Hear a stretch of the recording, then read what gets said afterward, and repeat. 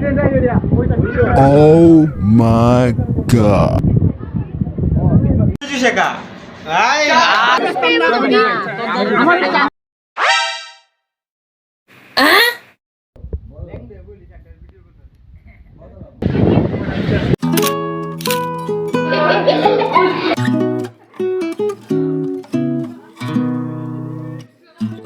তো এখানে কি চলছে আপনারা বুঝতে পারছেন না, তাই তো?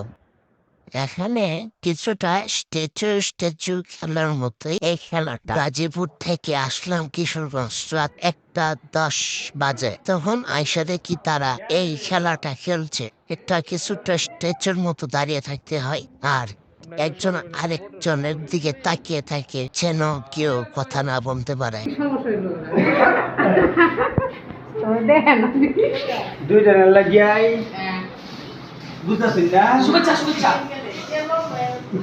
সাইম কিছু কয় আমি কি কমু ভাইয়া? কিসার যারা তোমার যে একজন সরকার চাচ্ছি বুঝলো কিছু আয় তো মানে এডি কোনো দর্শক না দেখলে চলে। না দেখলে তো বুঝতেছ না। স্টেডিয়ামে মাঝখানে দেখা করা লাগবে। এই চলে আর ধরে না বিয়ে কথা করতে চলে না, তার সব তো আছে। ক্যাশ করেছি আমি অনেক আগেই। আমি বললাম 10 মিনিট অন্তত জানা। আমি যে মোবাইলে তো এরা কয় ঘন্টা লাগে শুরু করছে এটা? চলো হ্যাঁ তো কাম নাই। আমরা তো কাম এ সচ্চা কিছু কও, বিশ্লেষণ দাও। হ্যালো, আমাদের এখানে কম্পিটিশন চলছে। হাই হ্যালো হাই হ্যালো, দেখছেন কেউ লড়বে না, কারণ কি সব মধ্যে একটা হাড্ডাড্ডি লড়াই চলছে, বাকিটা সাইড কি বলবো। এখানে একটা মারাত্মক প্রক্রিয়া খেলা চলছে, যেটা কোনোভাবেই সম্ভব না, কারণ ওরা আধা ঘন্টা ধরে দাঁড়ায় রয়েছে। দেখেন রিয়াল মাদ্রিদ ভার্সেস পাঞ্জাবি, নতুন দল, এরা কোন ভাই আসছে না, লাইকে সিগমা। এদিকে আনো না ভাই, কাজে আনো, দেখাও। এদিকে এদিকে ও মারাত্মক। ও নিমন এটা দাও, এই একটু পোজ দাও না। এদিকে বলে ছবি বাসে না। একটু পোজ দাও, এইটা বলে না, ভিডিও বলতে দে। অন্ধকার অন্ধকার মনে বাস্ত আছে, মনে বাস্ত ও আছে। আনো কত সুন্দর। তো শেষ পর্যন্ত কেউই এই গেমটি খেলতে পারে নাই। দুজনের থেকে একজন হেরে গেছে। তো ওদের কথা বাদ দেওয়া যাক, ওরা তো ওদের মতো খেলতেই আছে 1-1.5 ঘন্টার মতো। তো এখন বিয়ের প্রস্তুতি চলছে, আপনারা দেখেন বিয়েতে কি কি হয়, আমাদের সাথেই থাকেন এবং দেখেন। খাবার দাবার খুব ভালো ছিল আলহামদুলিল্লাহ। এখন বউকে সাজায় নিয়ে আসছে, মানে আমার চাচাতো বোনকে। তো ওরা আবার শুটিং করছে ক্যামেরা দিয়ে। এটা থেকে আবার অনেক অনেক হাসি পেয়েছে, যার কারণে আমি হাসির চাপটা রাখতে পারি নাই। এখান থেকে আমি হাসতে হাসতে গড়াগড়ি খেতে খেতে শেষ।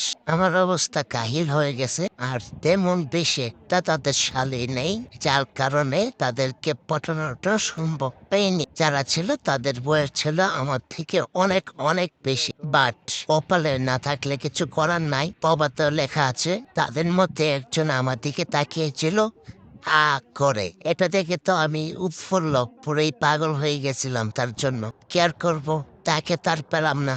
আর এদিকে আমার বাইকটা ছবি তুলছে, আপনারা দেখছেন হলুদ পাঞ্জাবি পরে যে ছবিটা তুলছে, ওই ছিল আমার বাইকটা।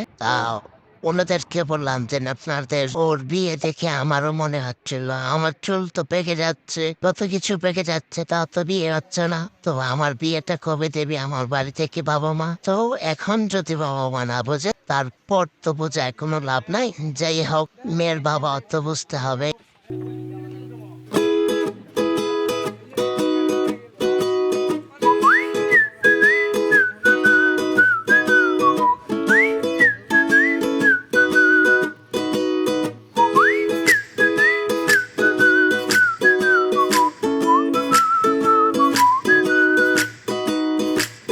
नए रास्ते चले हम, नई राहें बढ़े हम, नए सपने बुने हम, खटी मीठी बातों पे हंसे हम।